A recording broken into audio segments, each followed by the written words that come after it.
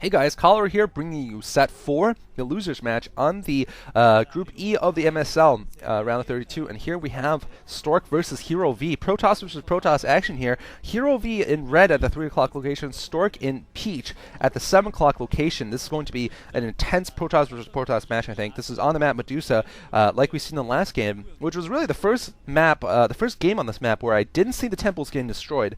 Those 10 temples stacked upon each other, and once again, I'm going to give a shout out to my favorite unit, Lurkers. Just like in Plasma, we've been seeing maps where there's a lot of stacked neutral artifacts recently, and Lurkers are very good at dealing with them. Lurkers can tear through those temples and also through Lurker eggs, of course, in Plasma very easily. So it's something to consider if you're playing Zerg on these matches. It's also something to worry about if you're playing against Moi, which you can do if you're interested by going to the SC2GG IRC. Just get ready to get your anti-lurker armor on or something. Or at least I'm telling you guys that. I actually don't go lurkers that often. Certainly not in Zerg versus Zerg, at least. And mostly not against Terrans even. Well, actually, I won't go into my details. I've been giving away too many secrets of my gameplay recently, and it's not been productive for me.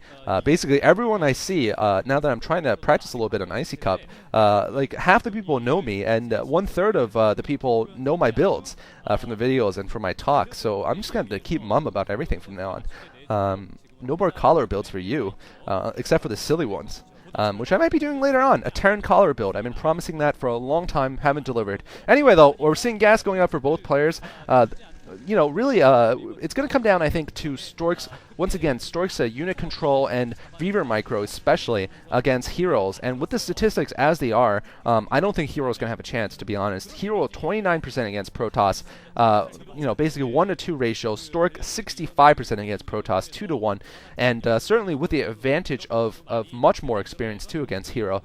Hero's not a bad player, actually, now that I'm thinking about it. Hero did win a game against Flash last season in the Pro League, which certainly is almost like winning a small minor tournament of its own, I'd say. It's very, very difficult. Plenty of people who have won tournaments have not beaten Flash, especially Flash last season. So Hero definitely has potential, but he's been stuck in a very difficult group here, and I don't think he's going to make it out, to be honest. He has to beat Stork and then beat C to make it out in this matchup. Here we're seeing both players scout in the wrong direction towards the upper left, and neither will get to their bases respectively. In Protoss versus Protoss, you actually can scout a little bit later and get away with it because it's not like Protoss versus Zerg or Terran. Zerg, you know, you want to watch out for that 9 pool, so you have to scout early. And Terran, they can get the Marines to block your scout.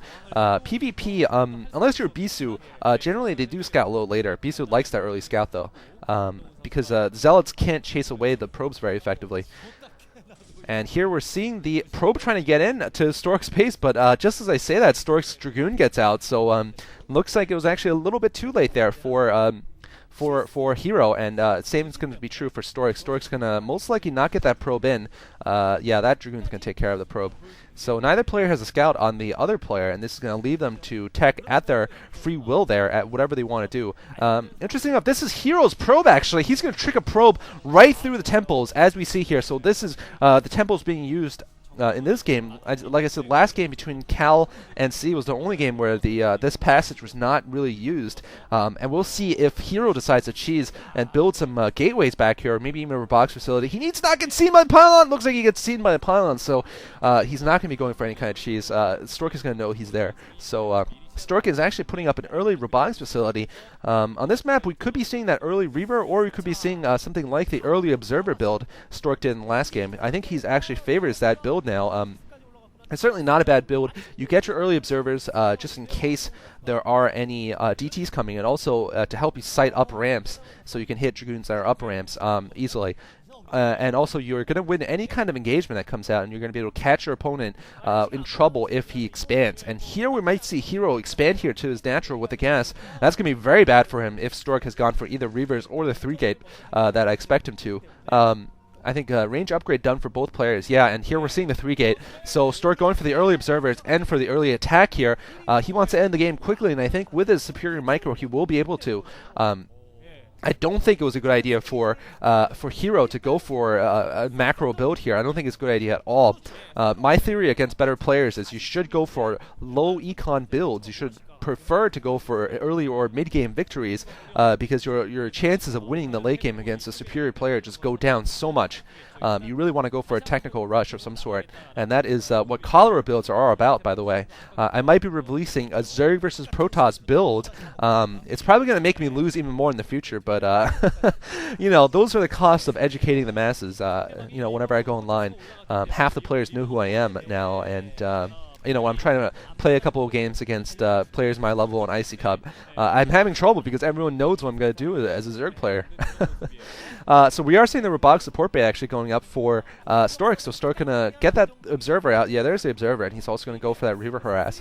A little bit later than he could have, but certainly not too late. And this is going to really catch Hero off guard here. I don't know if Hero is going to be able to deal with this at all, since he has gone for that expansion. He's going to get up, and I think he's working off just 2 gateways, no robotics facility. He's going to have an economic advantage, of course, if the game lasts, say, more than 5 minutes without a decision point being reached. But I don't think it will, being that he's against Stork, and Stork is just very aggressive when he needs to be, and certainly once he spots this, I think it's going to be a signal for him to push out. 3rd gateway, 4th gateway up for Hero V, but Hero does not have any tech. He doesn't have those shuttles. He's not even started with any tech, and this is going to spell doom for him, I have to say. Although I was wrong game 1 when Cal managed to pull off a surprise victory against Stork, but I don't think I'll be wrong on this one. Pretty sure I won't be.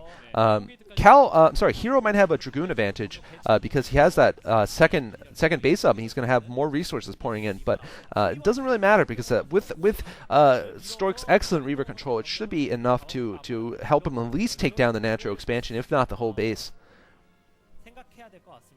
So yeah, for those of you who've been waiting for my builds, you know, like I said, my builds are for defeating better players, because most players are better than me. Of course, I've only really been playing for 6 months since stopping playing in 2002.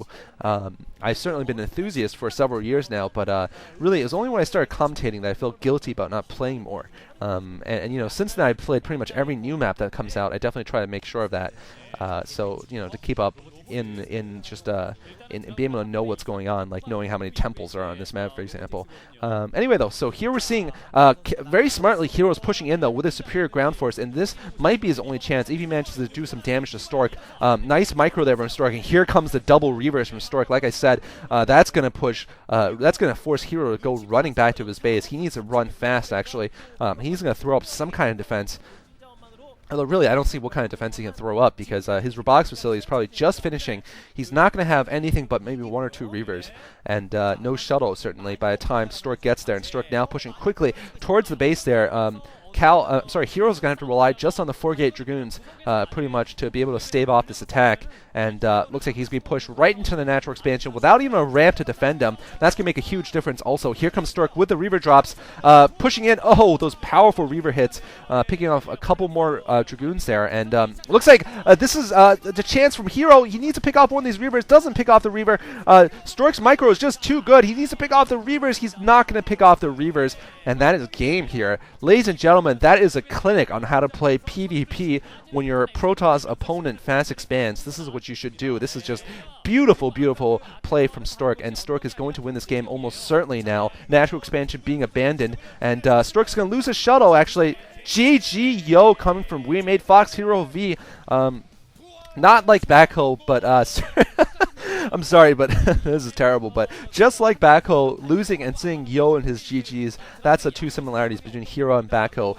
Hero, of course, GG yo, Backhoe, ZZ yo.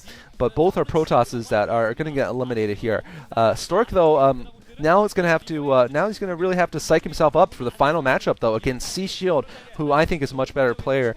Stork can beat C Shield. He's shown the ability to, certainly in the OSL, by going for that excellent Reaver drop in the round of 16, Group D. Check it out in Vile Attack, but other than that, though, you know, I think that it's going to be a much closer match. C is a very solid player, and like Moltrap loves to say, it's not late enough in a tournament for C to choke yet, the round of 32. So maybe he'll stay choke-free, and we'll see an exciting matchup next game. Hero V, poor Hero V, he's going to be eliminated, though. But winner is nobody but you. Yeah, that's right. That is Sung Byung-yuk, I think his name is.